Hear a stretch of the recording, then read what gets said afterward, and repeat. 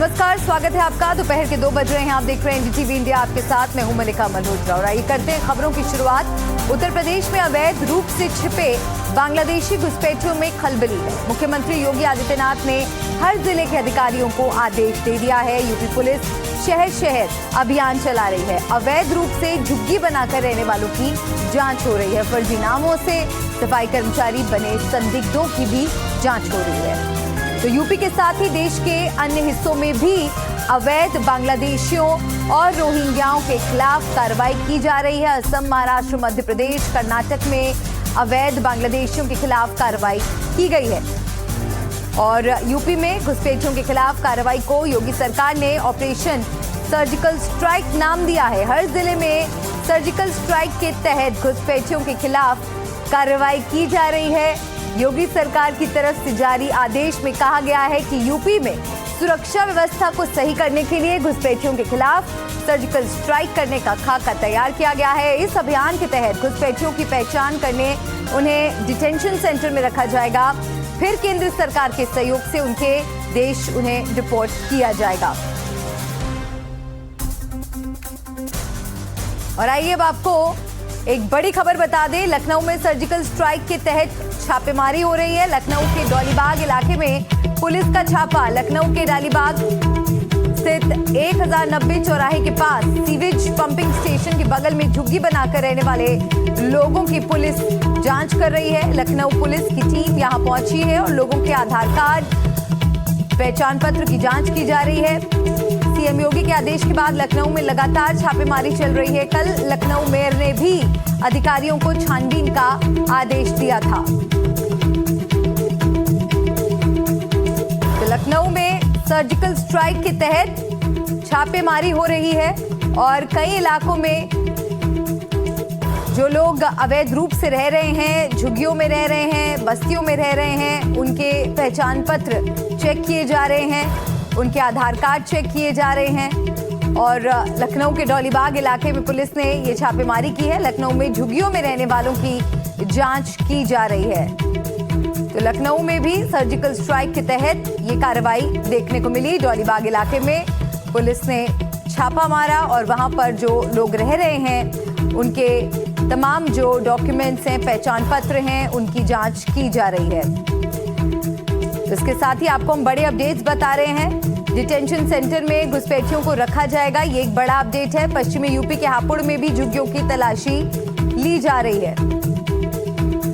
मेरे सहयोगी अजय इस खबर पर हमारे साथ जुड़ गए। अजय, सर्जिकल स्ट्राइक नाम दिया गया है और उसी के तहत ये कार्रवाई देखने को मिल रही है। लखनऊ के और कौन कौन से हिस्सों में आज कार्रवाई होनी है? देखिए, लगातार लखनऊ में इन कार्रवाइयों का सिलसिला जारी है। कभी एयरपोर्ट के नजदीक के हिस्से में, कभी डालीबाग, कभी डालीगंज, कभी इंदिरानगर। जिन जिन इलाकों में अभी अवैध बस्तियां हैं, पुलिसकर्मी उन इलाकों में पहुंच रहे हैं, आइडेंटिफाई कर रहे हैं। और आप देखेंगे कि पुलिसकर्मी सबसे पहले उनसे आधार कार्ड, पैन कार्ड, और खास तौर पर जब ये आइडेंटिफाई हो रहा है कि असम के एक खास जिले के रहने वाले हैं, तो असम के होने के नाते उनके एनआरसी के दस्तावेज भी जांच रहे हैं। तो ये प्राथमिक तौर पर प्रोसेस देखने को मिल रहा है। आज जिस जगह पर यह एक्शन देखने को मिल रहा है, दरअसल यहां पिछले दिनों भी बस्ती थी। एक साल पहले बुलडोजर कार्रवाई में इसे खाली किया गया था, फिर कुछ लोग बस गए यहां पर आके, और अब पिछले दिनों जब ये चर्चा हुई कि कई इनमें से छोड़कर, जब ये मुख्यमंत्री की तरफ से कार्रवाई की बात कही गई योगी आदित्यनाथ की तरफ से, कई लोग छोड़कर भाग चुके हैं। अब ऐसे में पुलिस आइडेंटिफाई करने के लिए, डॉक्यूमेंट्स लेने के लिए पहुंची। न केवल लखनऊ, गोरखपुर, पश्चिमी उत्तर प्रदेश, अलग अलग जिलों में लगातार ये कार्रवाई जारी है। मुख्यमंत्री का खुद का इंटरेस्ट है इसमें, वो कार्रवाई के आदेश दे रहे हैं, जनता के नाम पत्र लिख रहे हैं। लखनऊ में मेयर भी इस मामले को लेकर सक्रिय है। तो निश्चित तौर पर एक्शन देखने को इस पूरे मामले में अब मिल रहा है।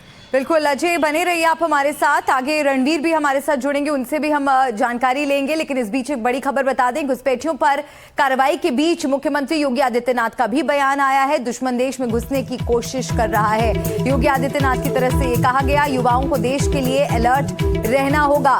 तो युवाओं को भी यहाँ पर योगी आदित्यनाथ संदेश देते दिखे कि युवाओं को देश के लिए अलर्ट रहना होगा। क्या कहा, ये सुनते हैं। आज जो 2 चुनौतियां हमारे सामने, युवाओं के सामने है, एक नशा, यह ड्रग का भी नशा हो सकता है और यह आपका स्मार्टफोन का भी नशा हो सकता है। इन दोनों नसों से बचिए।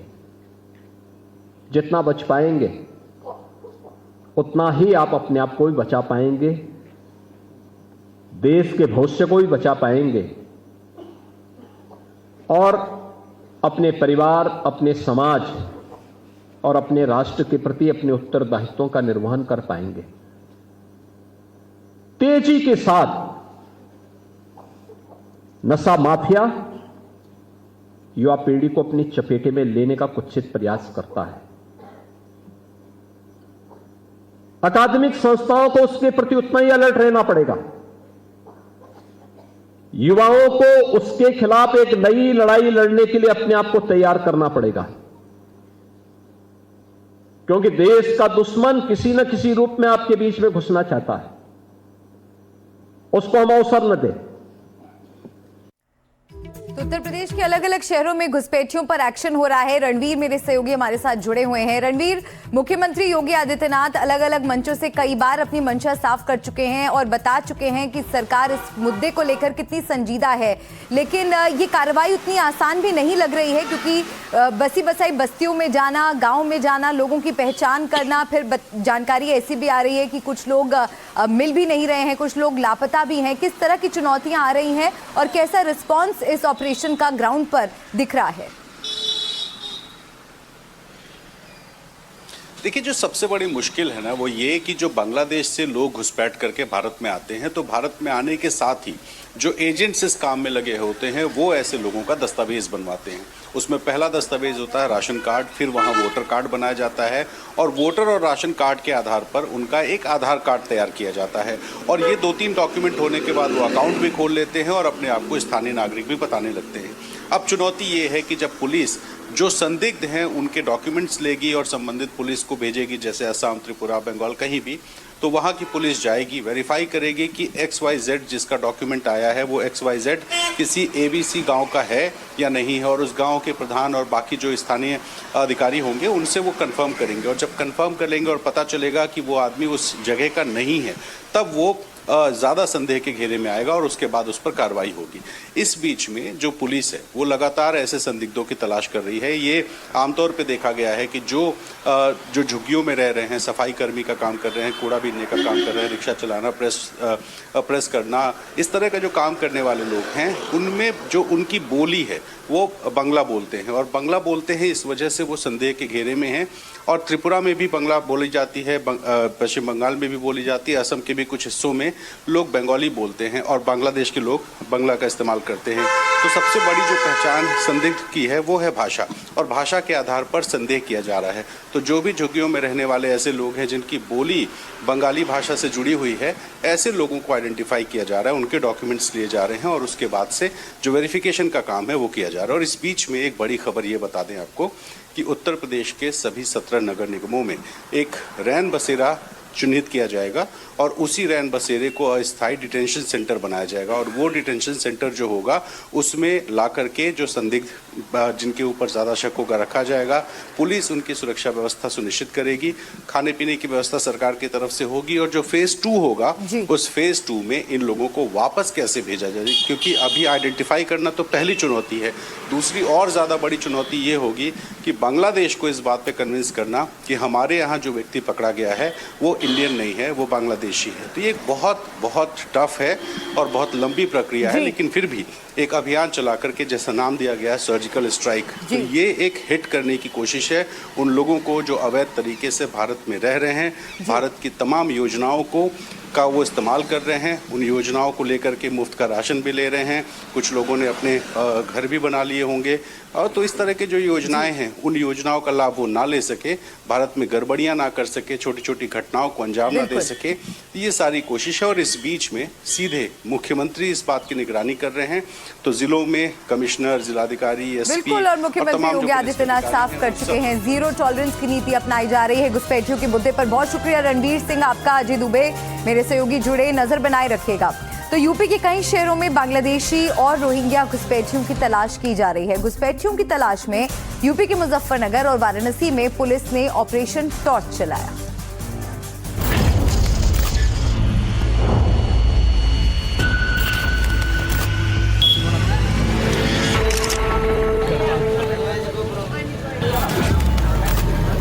घुसपैठियों पर योगी का नाइट अटैक, रात के सन्नाटे में ऑपरेशन टॉर्च, घुसपैठ के विरुद्ध निर्णायक युद्ध। का सारा कुछ पूरा बना हुआ है, असली कहानी है। 22 नवंबर से शुरू हुआ यह अभियान अब रात के अंधेरे में रफ्तार पकड़ चुका है। नाम है ऑपरेशन टॉर्च।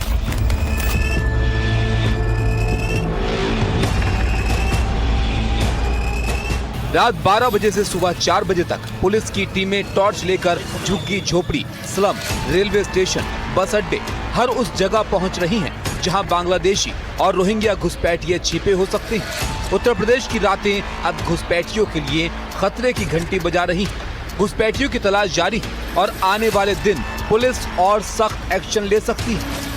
सिगरा के पीछे शिवपुरवा स्थान है जहाँ पर 100 मीटर से ज्यादा इलाके में झुग्गी और झोपड़ी है, जिसमें करीब सैकड़ों बांग्लादेशी यहाँ पर रहते हैं। अच्छा, आपकी इस पूरी झुग्गी झोपड़ी जो कॉलोनी है, इसमें कोई बांग्लादेशी भी है? नहीं, कोई बांग्लादेशी नहीं है, ज्यादा यहाँ बीरभूम जिला का आदमी है सब। पश्चिम बंगाल के हैं हम लोग। पश्चिम बंगाल के? आपको बताया ना कि और कोई बांग्लादेश क्या रहता है? नहीं, हम लोग सब एक वही गांव के, पश्चिम बंगाल के। कब से रह रहे हैं? हम लोग 20-25 साल से है यहाँ पर। वाराणसी में अवैध तरीके से आशियाना बनाकर रहने वाले रोहिंग्या और बांग्लादेशियों की तलाश में ऑपरेशन टॉर्च चलाया गया। सीएम कार्यालय से निर्देश के बाद आला अफसर सड़क पर उतरे और जगह जगह संदिग्ध बस्तियों में पहुंच गए। रात के अंधेरे में इन झुग्गी झोपड़ियों में पड़ताल की गई। शहर में पुलिस की 10 टीमों ने अलग अलग जगहों पर छापेमारी की। पुलिस ने लगभग 50 झुग्गी झोपड़ियों की तलाशी ली, जिसमें अवैध तरीके से लोग सालों से बसे हैं। वाराणसी के थाना सिगरा इलाके में एक पूरी बस्ती मिली जो संदिग्ध घुसपैठियों से भरी पड़ी थी। वहां रहने वाले लोगों के आधार कार्ड, पहचान पत्र, मोबाइल नंबर की जांच की गई। जिसके पास वैध दस्तावेज नहीं मिले, उनके नाम जांच लिस्ट में डाल दिए गए। वाराणसी में जो अवैध रूप से यहाँ रह रहे हैं, जो अवैध बांग्लादेश से आके यहाँ अवैध रूप से रह रहे हैं, रोहिंग्या से, इनका पूरा सत्यापन किया जा रहा है। अब तक ये आज थाना सिगरा क्षेत्र में एक चेकिंग अभियान किया गया, जिसमें अधिकतर वेस्ट बंगाल से आके यहाँ कुछ लोग बसे हुए। जानकारी अनुसार ये कुछ लोग 4 साल 5 साल और कुछ लोग 10 साल से यहाँ रह रहे हैं। उनका पूरा जानकारी कर रहे हैं कि क्या है। पुलिस के मुताबिक ये पूरी बस्ती समाजवादी पार्टी के एक नेता की जमीन पर कई सालों से बसी हुई है, जहाँ बड़ी संख्या में बाहरी लोग रह रहे हैं। ये पूरा इलाका प्रशासन की सख्त निगरानी में है। फिलहाल वाराणसी पुलिस इन लोगों को यहाँ बसाने में समाजवादी पार्टी के पूर्व जिला अध्यक्ष की भूमिका की जांच कर रही है। यहाँ आए थे अपना गुजर बसर करने, जीवन यापन ओपन करने जो है, और इनका जितने भी आईडी है, जो आधार कार्ड है, वोटर आईडी है, जो भी है, सब पश्चिम बंगाल का है। ये तो ये बसाया किसने, सहायता किसने की? सहायता नेताजी किए थे, जो गरीब थे। नेताजी कौन? वो जो है ओपी सिंह जी। अच्छा, हाँ, उन्होंने यहाँ बसाया? हाँ, उन्होंने कहा कि जब तक तुम लोग भाई अपना गुजर बसर करो या हो अपना। वाराणसी की ही तरह मुजफ्फरनगर पुलिस ने भी घुसपैठियों की तलाश में ऑपरेशन टॉर्च चलाया। इस दौरान रात के अंधेरे में झुग्गी झोपड़ियों में रहने वाले लोगों का सत्यापन किया गया। पुलिस ने एक एक झुग्गी की तलाशी ली और वहां रहने वाले लोगों के आधार कार्ड और दूसरे दस्तावेजों की जांच की। मुजफ्फरनगर में आज जो है इस तरह से अभियान चलाया गया है। जो पुलिस है इनके आधार कार्ड चेक कर रही है, ये पता कर रही है कि लोग कहाँ के और कहाँ के रहने वाले हैं। कोई अवैध रूप से मुजफ्फरनगर में तो नहीं रह रहा है। क्या नाम है आपका? अजारी है मेरा नाम जी। कहाँ के रहने वाले आप? दिल्ली के रहने वाले, रफीनगर 57 जी। अब मुजफ्फरनगर में कब से रह रहे हो? 25-30 साल हो जाएंगे रहते रहते ना। आप अभी पुलिस आई थी, आपका आधार कार्ड चेक किया, क्या कहा पुलिस ने आपसे? पुलिस वाले कह रहे आधार कार्ड दिखा दिया हमने, और देख रहे हैं। अब देखो क्या कह रहे पुलिस वाले। आप कहाँ के रहने वाले हो? हम भी दिल्ली के रहने वाले। आप भी दिल्ली? आप कब से मुजफ्फरनगर में झुग्गियां डाल के रह रहे हो? हमें भी हो गए कम से 17-18 साल हो गए ऐसे यहाँ पे रहते रहते।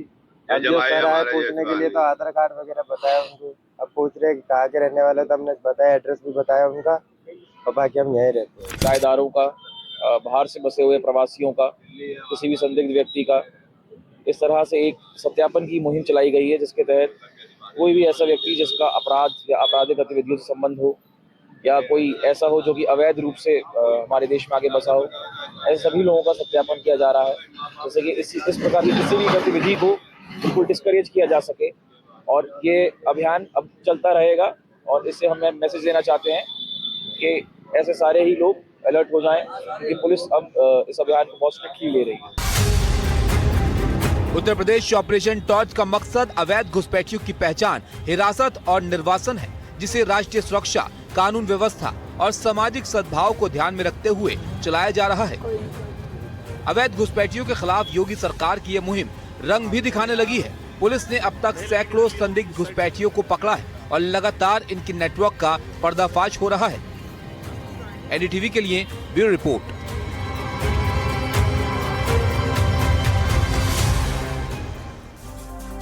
और यूपी के अलावा देश के अलग अलग हिस्सों में भी अवैध बांग्लादेशियों के खिलाफ कार्रवाई की जा रही है। महाराष्ट्र के ठाणे के कल्याण की एक कोर्ट ने गैर कानूनी तरीके से रहने वाले 8 बांग्लादेशी नागरिकों को दोषी ठहराया और 9 महीने की सजा सुनाई है। तो वहीं कर्नाटक के उडुपी में 10 बांग्लादेशी नागरिकों को कोर्ट ने 2 साल की सजा सुनाई है। भोपाल में संदिग्ध बांग्लादेशी नागरिकों द्वारा जाली दस्तावेज तैयार करके पासपोर्ट बनवाने का मामला भी सामने आया है। पुलिस ने जांच के बाद 2 भाइयों पर धोखाधड़ी की एफआईआर दर्ज कर उनकी तलाश शुरू कर दी है। हालांकि अभी दोनों भाई कहां हैं, इसकी भी जानकारी जुटाई जा रही है।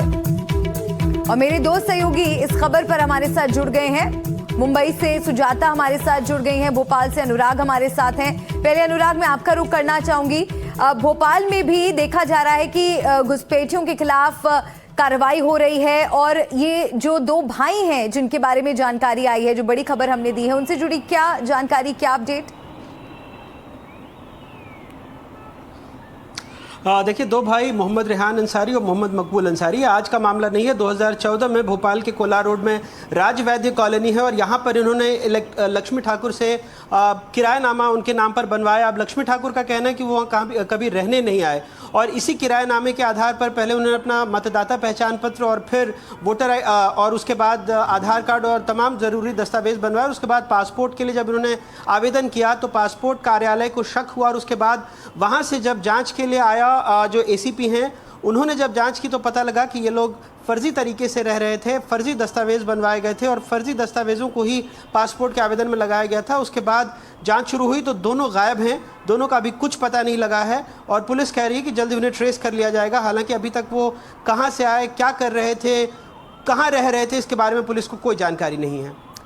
जी बिल्कुल। और सुजाता का भी मैं रुख करना चाहूंगी। सुजाता हमारे साथ मौजूद हैं। सुजाता, महाराष्ट्र के ठाणे के कल्याण की एक कोर्ट ने गैर कानूनी तरीके से रहने वाले 8 बांग्लादेशी नागरिकों को दोषी ठहराया है और 9 महीने की सजा सुनाई है। इस तरह के और कितने मामले सामने आ रहे हैं और किस तरह से कार्रवाई हो रही है?